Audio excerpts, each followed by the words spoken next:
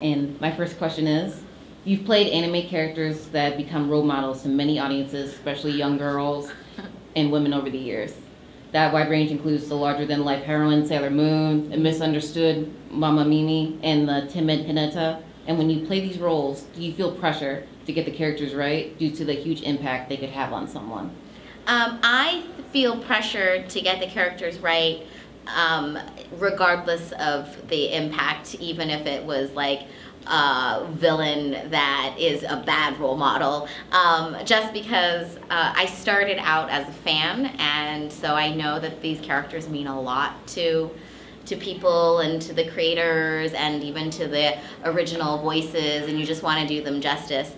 I will say, in terms of being a role model, now, especially after doing Sailor Moon, I'm just a little bit more cognizant of like how I conduct myself outside of, just in like the everyday world. I have a little bit of influence, not a huge amount of influence. It's still anime, it's still voiceover, but any influence that any of us have, why not try to do good? That's like my philosophy. So. Awesome. Next question. Seth Byrne, Anime Herald. Hi. Can you talk about the process for casting Batman Ninja for the American audiences? It's interesting because Batman Ninja, it's obviously Batman is a property that Warner Brothers and DC are very passionate about, and they want to have good kind of quality control. So for a lot of the characters, I had to get kind of approval of voices by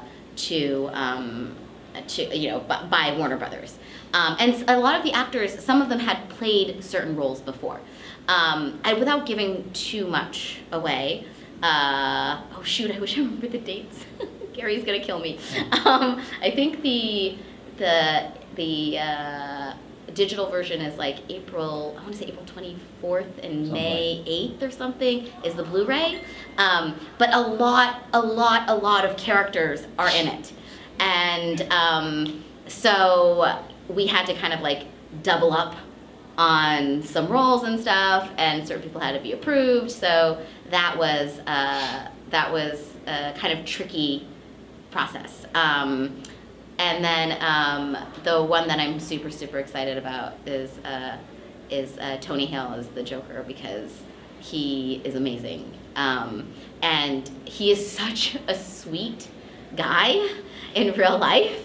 And he's so like, it's just so normal. We were just at WonderCon, and he was I have a cough because I got sick like 3 weeks ago and I'm still coughing. And then he's like, we're walking from autograph to a panel, or a panel to autograph, and he just came up to me. He's like, "So you're taking your vitamins? Are you da-da-da, And he's just such a down-to-earth, sweet, normal guy. And then to see him be the Joker is amazing. So yeah, it's cool. And I've worked with, and Michael have worked with people like Yuri and Roger on anime type stuff. So we definitely knew that the ADR syncing would not be a problem for them at all. But then all the regulars like Tara and Gray and Fred, they were awesome. I mean, Fred was in Letter to Momo with us, but they were no problem. They're all pros. They're all super good. It was super like easy. I don't even know what to say. I wish I could give you like a better story on how difficult it was, but it wasn't really. It was super easy. Yeah. Awesome. All right, I'm Lena Callan with Nerd Caliber. I'd like to talk about your role as Usagi in Sailor Moon. Do you ever felt like you related to the character over time, or initially, or compared to now? I don't think I personally relate to Usagi other than her love of food. That's the only thing. Yeah, because I'm a little klutzy. I used to sprain my ankle all the time. I have weak ankles. But I actually think Usagi's not that klutzy because like she like falls over and then it's like she ends up dodging like exactly where she needs to dodge and tumble and stuff. And I also was a very good student, so and studied a lot, so that's unlike Usagi. And I didn't have I'm not with my like high school boyfriend, you know, like destined forever to be a couple, like kind of stuff. So I'm not that similar, although I think some of the rest of the actresses feels like I'm very maternal, you know, that I corral them when we're out, I make sure everyone's okay, and they're like, yeah, it just makes sense because there is that a little bit of that motherly instinct, you know. Hi, my name is Colin Solon with ConventionScene.com. What do you find are the challenges of adapting a Japanese anime versus creating a new character whole cloth in a Western animation? I think it's interesting. When you say adapting, do you mean like the production, like writing scripts and that, or do you just mean like as an actor, creating a character that... I was just thinking as an actor, but I typically as well, as an actor, I think that the dubbing process, you don't get, a lot of it is a cold read. Like you don't get the script beforehand. The first time you see it is when you walk into the booth and the second before when they preview the line. And back when I started, the releases were much further apart. Like it would be released in Japanese and then it'd be like 2 years and it'd get picked up, right? So like usually you could find a version and you could like watch the series to prep. But nowadays it's so quick that it's really hard to do that. And also because like piracy affects the industry so much that I really don't choose to do that. You know, I don't want to like support any traffic to some foreign site that is making ad money off of pirating.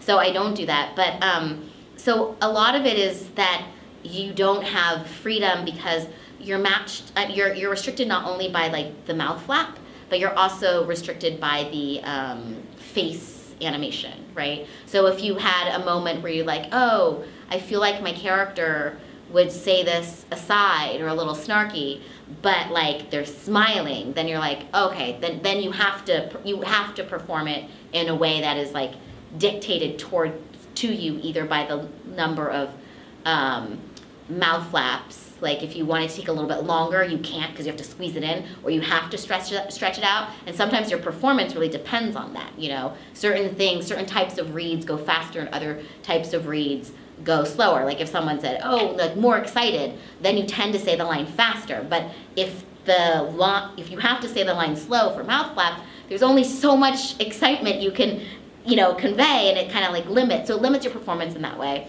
And then also the face. So that's like the hardest thing to do. When it's original animation, you're like so free to play. And then if you're blessed to have a group record, it's even more fun because you're playing off of people. You're reacting to the other person. It gets you an idea in the moment and you can play with it. And then also like you can kind of improv lines sometimes, you know, because the writers are usually in the room and they'll be like, yeah, that's good. Or like, no, stick to the script, you know. But at least you have that freedom. So it's the lack of freedom so, thank you. You're welcome. Hi. Hi. Oh, I'm sorry. I'm Max from Game Press. Okay. So, would you care to elaborate more on your work for Fire Emblem and Nintendo in general? Okay, so I know I do like several voices for Fire Emblem, but the one that I care about the most and is most fun to do is Tharja or Rajat, or I guess, wait, what's her other name? Celia or whatever, yeah. But really Tharja or Rajat.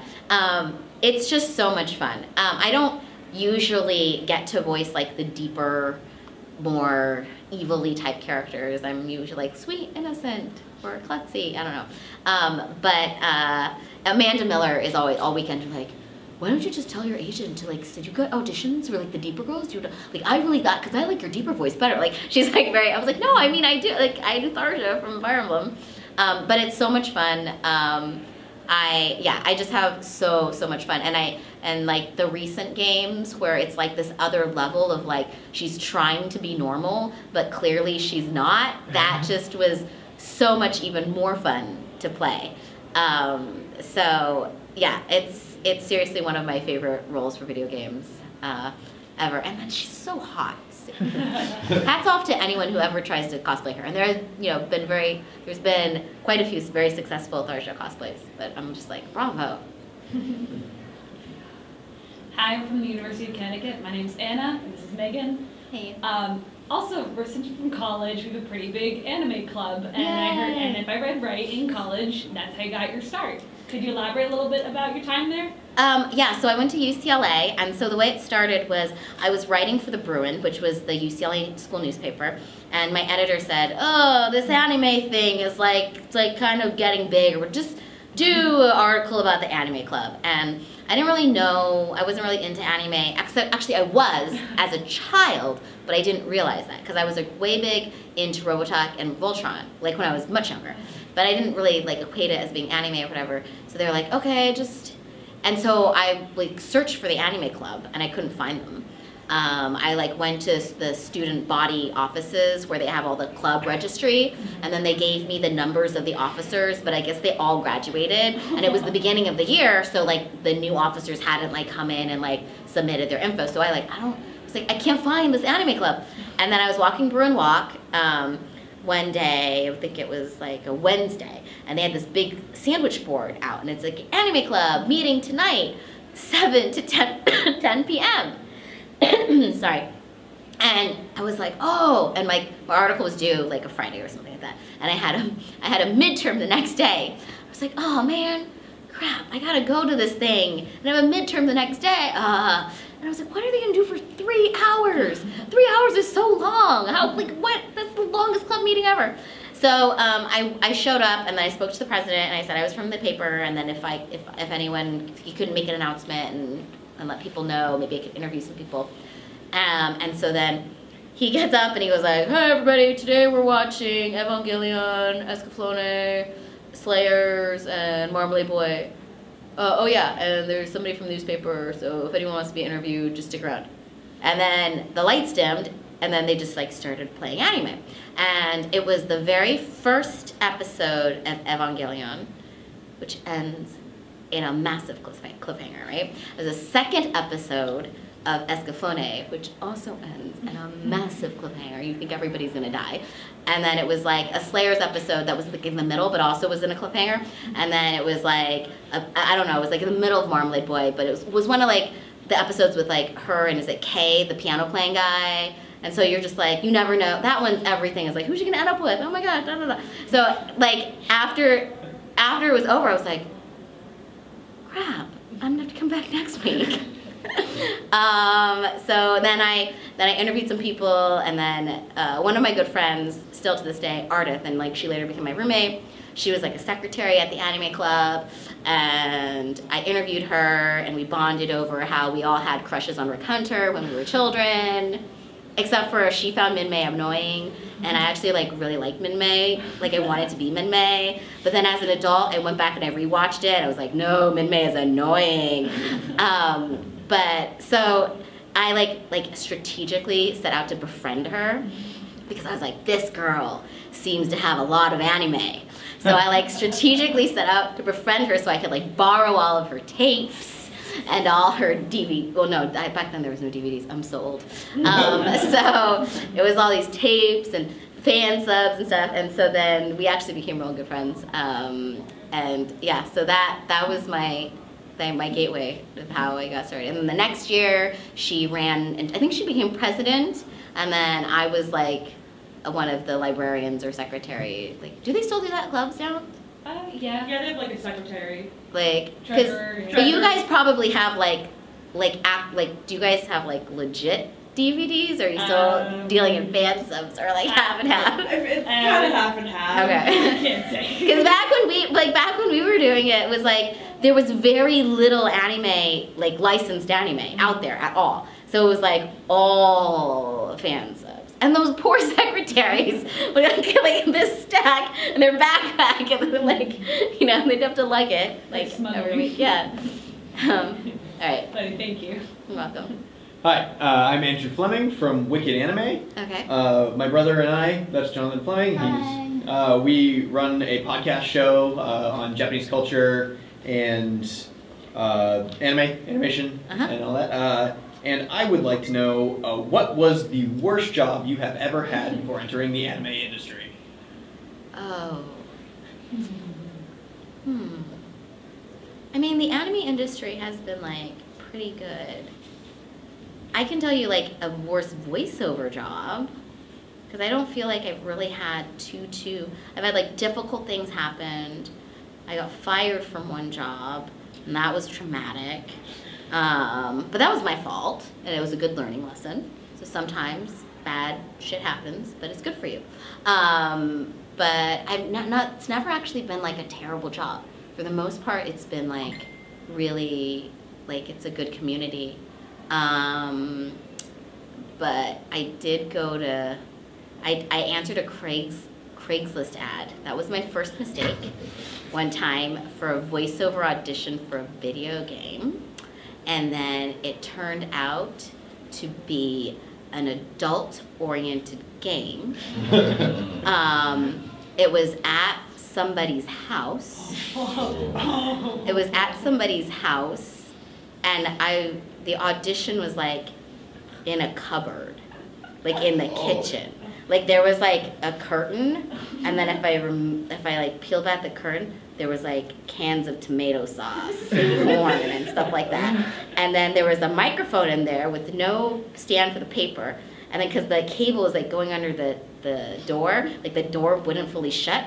And then like the guys recording it were like all the way in the bedroom. So this like cable went all the way through the house. And so then I was like, and I drove like 45 minutes to get to this audition. It's like way up in the valley. And so I'm there and I'm like reading, and it's like 7 pages. And it's like all these different characters. And at some point I was like really getting frustrated, and I was like, okay, hey, you guys, don't you have enough stuff? Like, you know what I mean? Like, in terms of, like, for the audition stuff. And then they were like, oh, they were actually really sweet. They're like, oh, actually, we're actually just having everybody record all the parts, and then we'll just use the ones that we like. And I'm like, huh? And by then I was like, there was only 2 pages left, so I was like, I'll just finish it. But I was like really not happy, right? And I was like, what is this? Is so weird. And like, luckily, like there was like, it wasn't like really pornographic. It was just like kind of like sexy, like, hey, come here type of things. It wasn't like, like sex noises and that kind of stuff. It was kind of like a Leisure Suit Larry type of game where the guy like tries to like make it with different girls, and he like goes on. Like, I don't really know. I didn't play it. I think Ron Jeremy ended up being in the game playing himself. But anyways, so I was like, I did the thing and like signed my paperwork, and I just like ran out of there. I left. And then months and months and months and months later, I get a check in the mail for like $40, right? And I'm like, what is this check for? What? Oh, what is this? And I was like, who's sending me 40? I don't recognize the production company. I don't recognize. And then I'd seen like the notes. It's some, I don't remember the name of the game. It's like Big Booty something something, right? And I was like, oh, it was that game that I did in that kitchen cupboard. And then I saw like clips of it online and YouTube. And then the role that they picked for me was like me doing like an Indian accent. Like it was so random. It was so random. Yeah. Anyways. Hi there, my name is Evan Borgo. I'm from the Boston Bash Brigade. It's great to see you again. And this is my friend Derek Smith, also from Boston Bash Brigade. So, one of the shows you recently did, which still sticks out as one of the best dramas I've seen both in and out of anime, is Erased. And I would like to know how you went about with your portrayal of Kaio Hinazuki, who goes through so many moods and so many experiences, some of which are probably like the most horrible things a kid could ever like have to face. Yeah, I think a lot of that was I owe to Alex Von David, the director. He was really good at guiding me because he had seen the whole thing. He also refused to tell me what happened. Like I'd be like, it's such a mystery. I'd be like, so wait, is that the killer? And he'd be like, you just have to wait. It was like, do I die now? Like it was like very, but I think he was, and it was tough because it was a very kind of, natural feeling tonally for the anime. So, but I really just relied on him to kind of guide me through what was going on and in terms of that portrayal. You know, I think that while Kaya was going through a lot, she kept a lot of stuff in. So it's a little bit easier to portray that, I guess, than to try to sound realistically like a child and have like a freak out, because children don't freak out the same as adults, you know. So cool. Did we get one round done? Mm-hmm. Back to me. Yeah. Right. What was it like having the opportunity? I'm sorry, I have to repeat myself.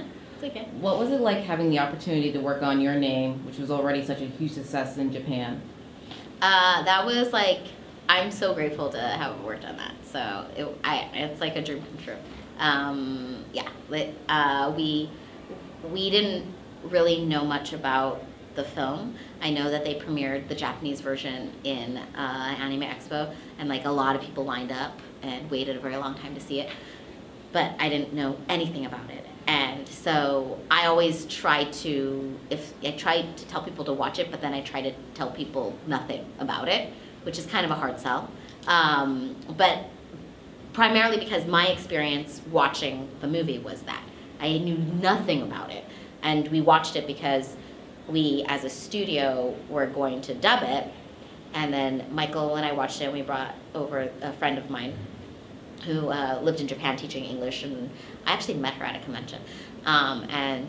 So she speaks Japanese, and so we were watching it, and yeah, there's so many things that happen, and I don't want to give it away if no one's seen it, but after I was crying, I was laughing, like and I think not just in anime, but in anything, like I hadn't felt that way watching something in a really long time. I think the world has become a lot more cynical, and so the emotional experience for me watching that movie was, it brought back to me like the idea of hope, and also the idea that things that are supposed to work out can work out, you know?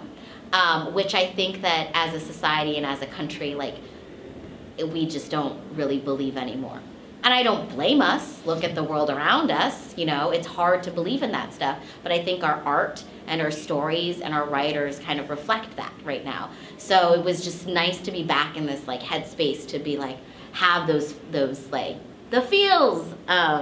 Yeah, so it was amazing. And then I know I wanted to be a part of it so badly, but also as from production and a producer end, like, it wasn't, I'm not gonna like put myself in something that I didn't think I was right for. And to be honest, I didn't think I was right for the part. And Michael didn't think he was right for it either. We actually auditioned last. We auditioned a bunch of other actors, and then after reviewing them, it was just, didn't feel like we could find, you know, the right person. A lot of the actresses were good at portraying maybe Mitsuha, but not Taki, you know, in Mitsuha's body, or they couldn't do like a light accent of something. So then eventually Clark, who wrote the ADR script, and Michael were like, well, why don't you read for it? And then and then I kind of went into, because I was born in Kalamazoo, Michigan, and I used to live in Maynard, Massachusetts. So like as a kid, I sounded different than I do now. So I kind of like tapped into like the more of a Midwest.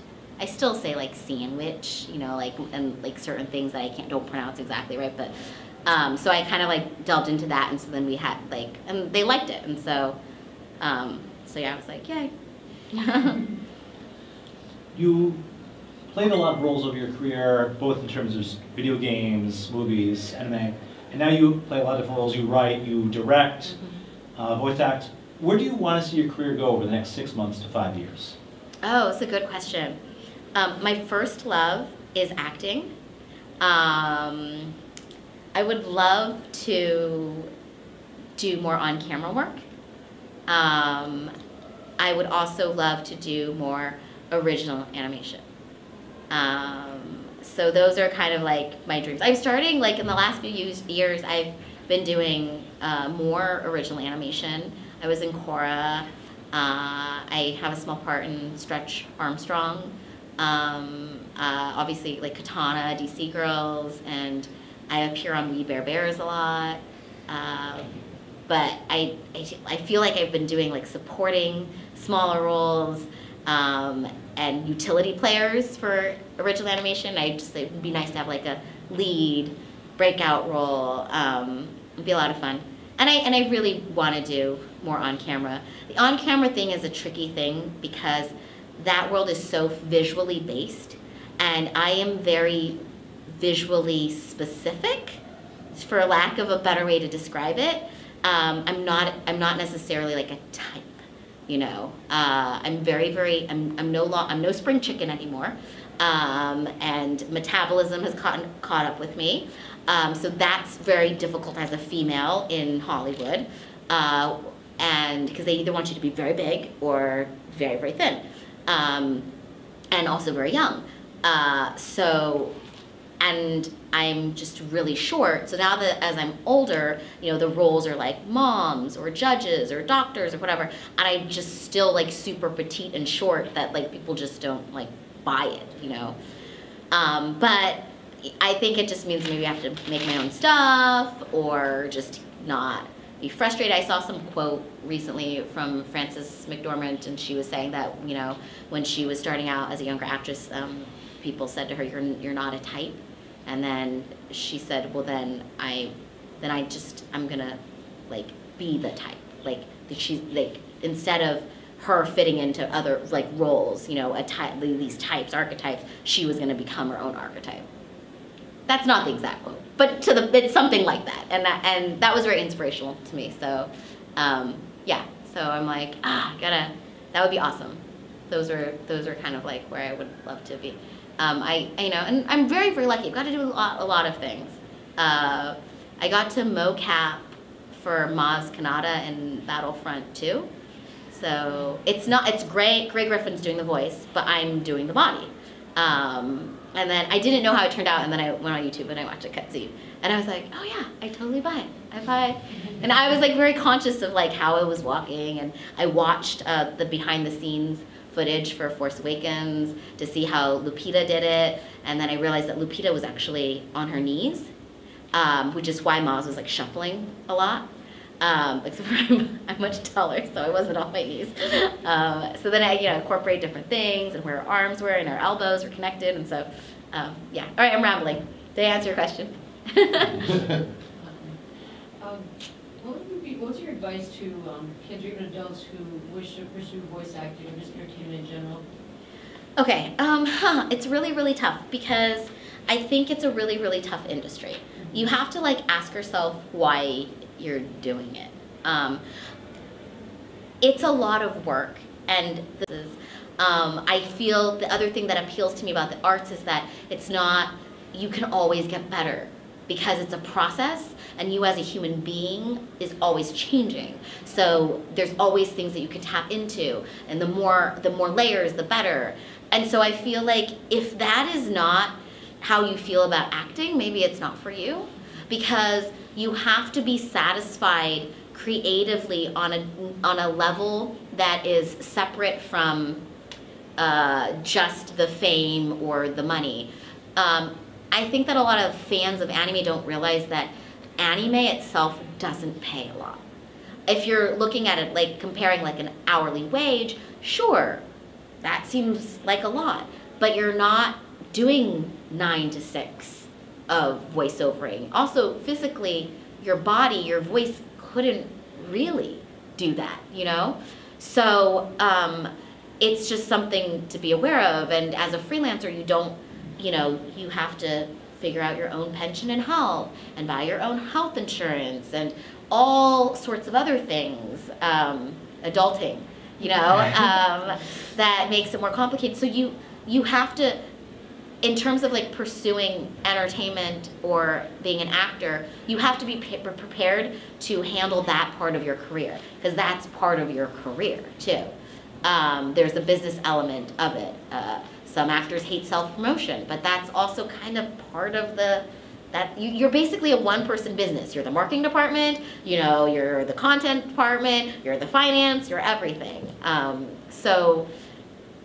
think that's kind of, that's what I'd like to impart, because I think there's so many things that you can be inspired by and do in the world, and if you don't have like a greater connection to the art, it's harder to keep going when times get tough, Thank you. Thanks. As over the past 15, 20 years, as fan culture, convention culture, anime culture has kind of blown up, what's your perspective of it now, and how has it changed over the course of your Oh yeah, okay, so when I first started doing conventions, nobody got paid. They paid for the actor, they paid for your hotel and your airfare. You didn't even get a per diem.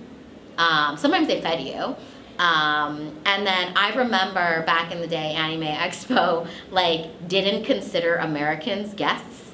Only Japanese people could be guests of honor.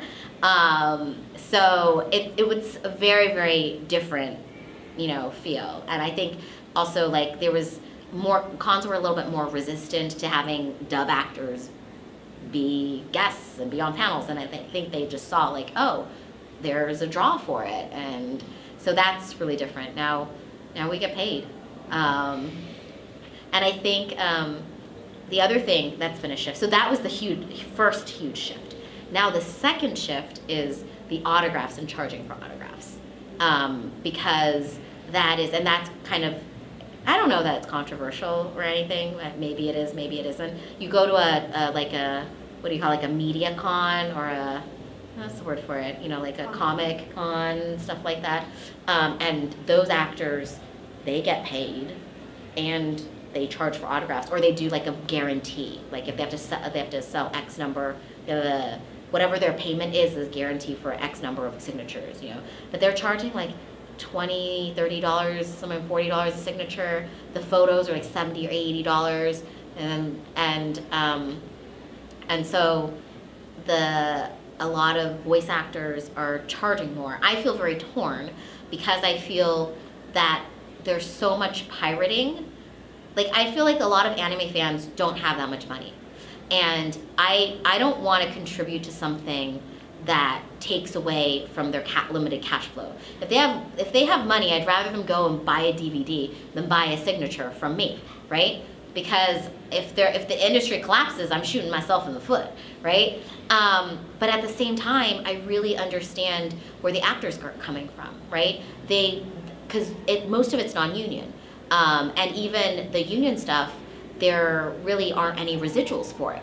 So you do a show, and let's say the show blows up and is super popular, airing on TV, airing blah, blah, blah. You're making a lot of money, helping the company, the distributor, make a lot of money, but we just get paid for our hours, so it's a buyout. So we just get paid once. And no matter how popular it is or how not popular it is, it's all the same, And we're here at conventions, and anytime we sell something, that's helping to promote the show, right? But we're not getting any residuals or anything back end. So on one hand, I also understand why actors want to charge for their autograph. Because in a way, they're working for the show, and they're helping promote the show, and they're not getting residuals, and turnover rate, it's always new, fresh blood coming in, and you only sound so young for an X amount of time. So I think it's really tricky.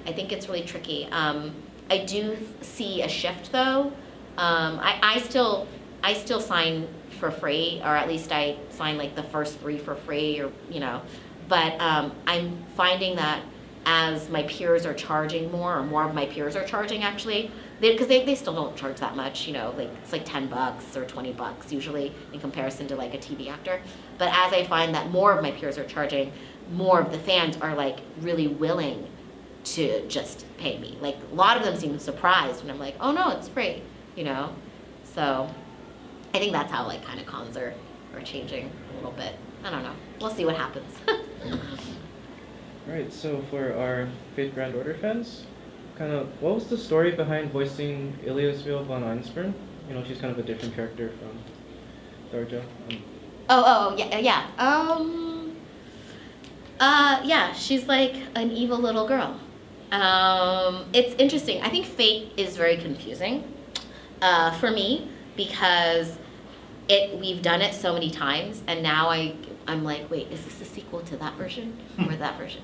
And then also like the first version, she was like, Fate Stay Night was the first one, right? Mm-hmm. And she was like evil little girl, but like not super evil because like after Berserker was defeated, like she like still like hung around the house, like she didn't like die and disappear like all the other ones. She was like, oh no, she's still around.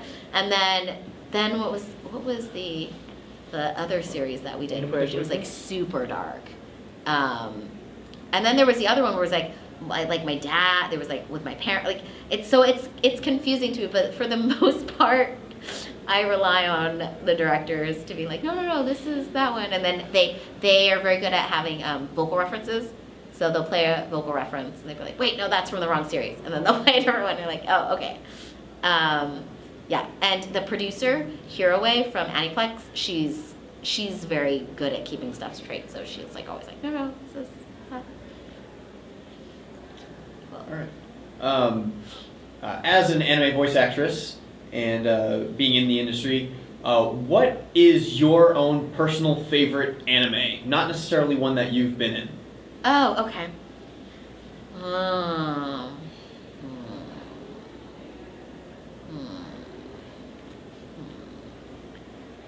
It's really hard to pick.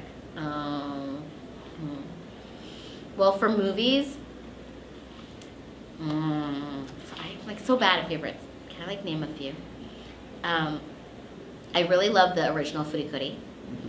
I also really love Kodomo no Mocha. I've only seen the Japanese version of that. Oh, there's a great show that's called Akachan to Boku. It's never come out in the United States. I don't know if you guys are familiar with it, but it's about a little boy. It's like it's like heavy drama. It's basically about a little kid who has to raise his baby brother because his mom was hit by a car pushing his baby brother's stroller out of the way. And his dad now has to support 2 kids, so he's like always working, and so it's like he has to take care of his, and then in the beginning, like he really hates he blames his brother for his mom's death. So it's like super drama, but it's such a good show. I also like Mahojin Guru Guru, which I don't think has ever come out yet. Has it? It has. A Magical Circle Guru Guru came out last year. It has? Yeah. I did not know that. So I watched it a long time ago, like subtitle. Who released it? Do you know? Crunchyroll, but it was a remake that they did. Oh, the new version. Okay, Yes. I never see the new version.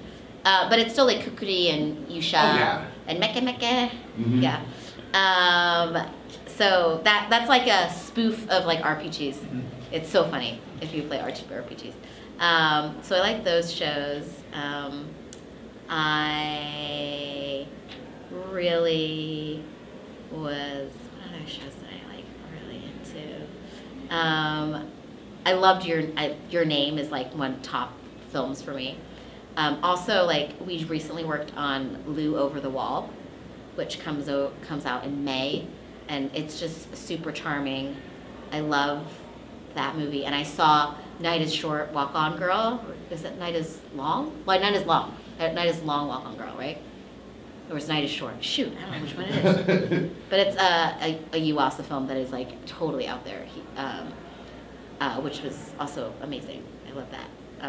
Yeah, see, I can't just pick one. So, which of these 2 films would you say was the most emotional one to work on? Your Name or A Silent Voice? It's, you know what? Probably they were difficult for different reasons, but probably A Silent Voice was harder because I was committed to finding a deaf actress. It was also really rewarding though. And the subject matter just was like, would make me cry. And I learned so much about the deaf community. Also, we had called back like 5 actresses, and all 5 actresses said at their callbacks that, because I gave them some scenes and I forwarded them the trailer without having them seen the whole movie, and they actually said that they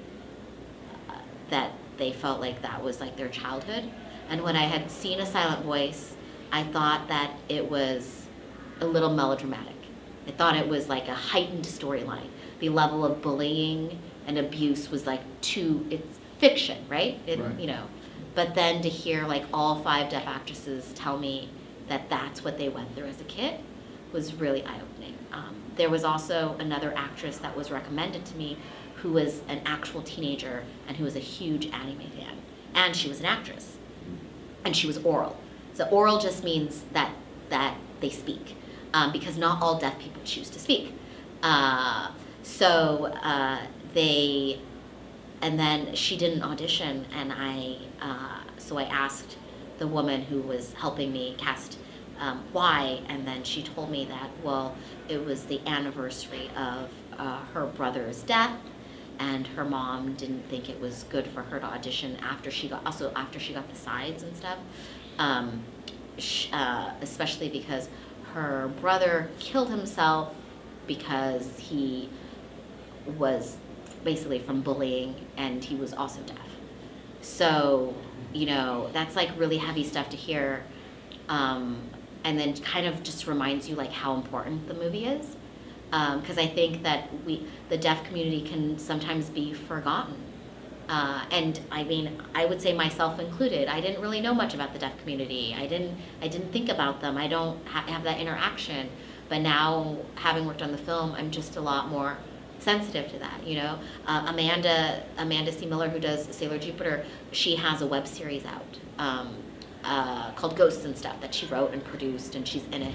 And one of the things that she brought up is that, like with all the stuff on YouTube and people doing their web series and their vlogs and whatnot, a lot of the content creators don't bother to close caption their stuff because they just don't think to, or they don't think it's necessary. And there are so many people in the deaf community that don't have the opportunity to enjoy and partake in things because they're just being left out because people don't consider them, So yeah, it's interesting. I met another girl who worked at a chocolate shop, and she was explaining too how her father's deaf, and how there are times when he's out in public and maybe he accidentally bumps into somebody, right? But he's not gonna say I'm sorry because it's more of an inconvenience. Or if someone tries to, because he can't, he would only sign. He doesn't speak. He's not oral, so it's like a whole other thing. And then people just end up yelling at him and just making assumptions and getting angry, and it just makes you kind of think about what you take for granted and what you assume about other people that you may actually not know or be wrong about. So. Unfortunately, that's all the time that we have for today. So let's give a round of applause to our special guest.